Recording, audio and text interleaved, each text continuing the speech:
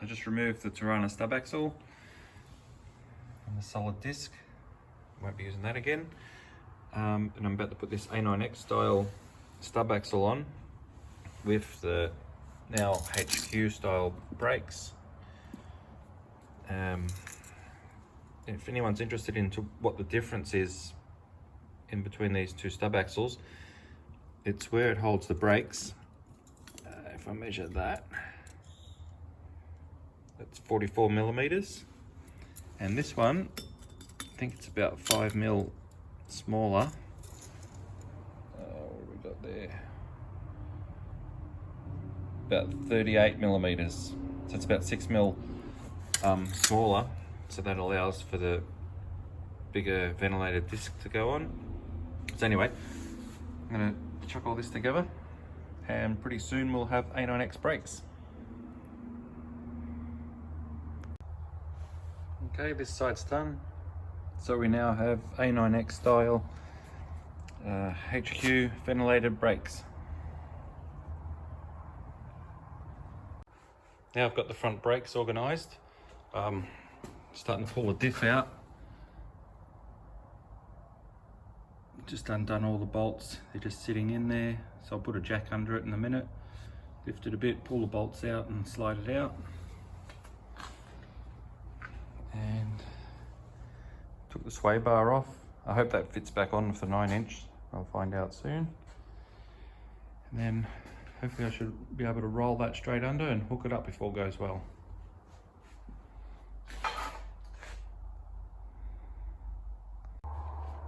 That one came out pretty easy, and hopefully I should be able to roll this one straight in, and with a bit of luck everything will line up and it should go in easy. But I'm expecting something to go wrong, but we'll see what happens. It's taken me about an hour and a half. Would have been a lot easier if I had someone to help, but I managed to do it anyway. But there it is, 9-inch Commodore discs. A lot better than that old thing. That's the other side. I still haven't done everything up yet, but at least all the bolts are in, and at least I know it fits, which is a relief. The only thing I haven't done is put the sway bar on.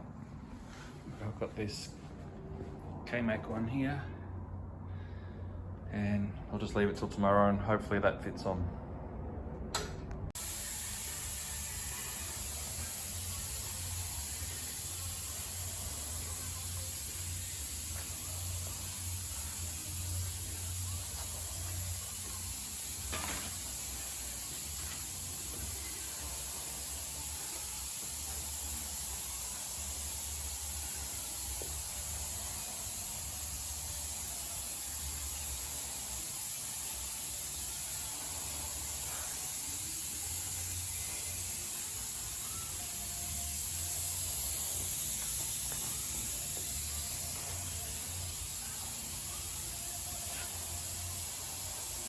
Okay, I just finished painting the blackouts on the guards and the nose cone, and I'm pretty happy with that.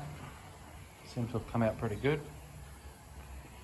I'm using direct gloss rather than clear over base, so what you see is what you get. It's done. And on all the white areas I used this extra gloss hardener to make it a little bit more glossy, and on all the black areas, because I didn't want it as glossy, I used the 4:1 hardener, which is supposed to be less gloss, but looking at it, maybe because the colour's black, I don't know, but it looks glossier than the bloody white. So anyway, it is what it is, and that's the blackouts done. I just wanted to quickly point out a few things. When you're using 2-packs especially, just wear a mask, gloves, and long sleeves is good. And make sure you clean your gun out properly.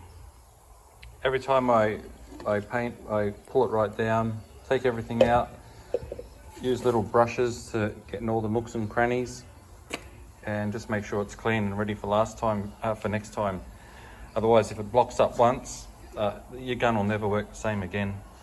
Once the 2-pack starts to build up inside it, it's pretty much stuffed. So clean everything out and it's ready for next time.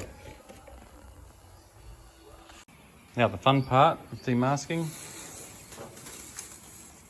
When I demask, I don't know if it's right or not, but I always sort of pull it back on itself on a bit of an angle. I don't know if that's the correct way, but it seems to work all right for me. So, just like that.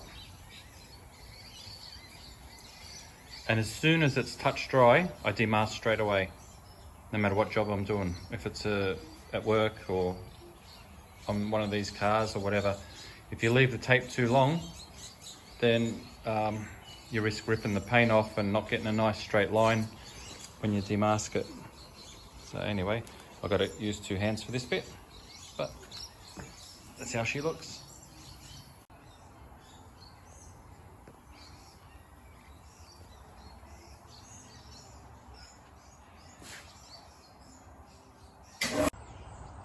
Back onto the black car now, and I think I'm just going to put both this car and the hatch on the same videos to make it easier, since I'm going to be working on both at the same time now.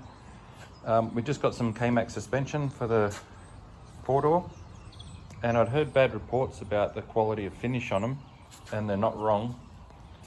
I know they're good sway bars and make the car handle well, but look at that shit. That's crap.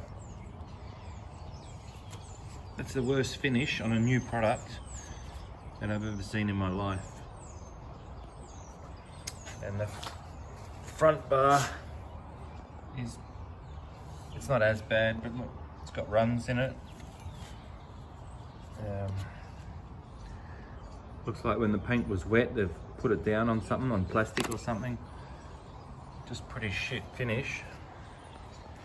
But I know that they make the cars handle well, so I might just rub it back and give it another coat of paint, maybe. And when I get the ones for the hatch, I'm just going to tell the guy, look, just send them to me not painted, and I'll just paint them when they get here. So anyway, I'm going to chuck these on, and hopefully they fit well. We'll see what happens. Okay, fitting these sway bars is not just a bolt-on thing. I've got that lower control arm under there. I've got to drill some holes and then screw this bracket into it. That'll go onto the sway bar. This is where you adjust it from. And with these splash plates, as it turns out, this is the sway bar that Brocky used to use, and all the Holden dealer team were using. And then they realized that it's against the rules to make a hole in this splash plate here, and you're not allowed to remove it. You had to have it on the cars. So then after that, they had to change it and redesign it. But this is actually the better design. I was speaking to the guy that designed these sway bars, and he was telling me that back in the day at the Holden testing ground, he was able to get a UC Torana to outhandle a Porsche 911, and he did that in front of all the executives from General Motors, and then they were sold on the idea.